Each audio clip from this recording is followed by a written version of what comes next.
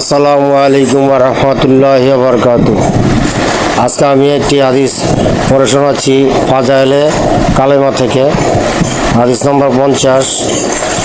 হাদিসখানা এরকম যে, বিসমিল্লাহির রহমানির রহিম।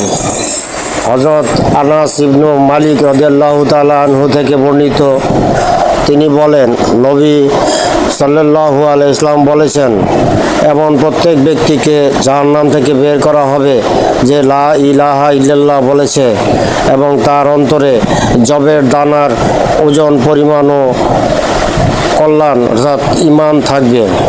এমন প্রত্যেক ব্যক্তিকে জাহান্নাম থেকে বের করা হবে যে লা ইলাহা ইল্লাল্লাহ বলেছে এবং তার অন্তরে গমের দানার ওজন পরিমাণও কল্যাণ থাকবে।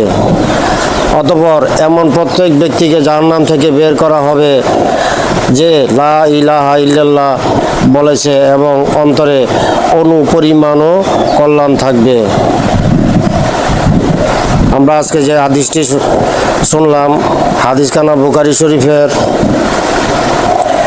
হাদিস নাম্বার 6861।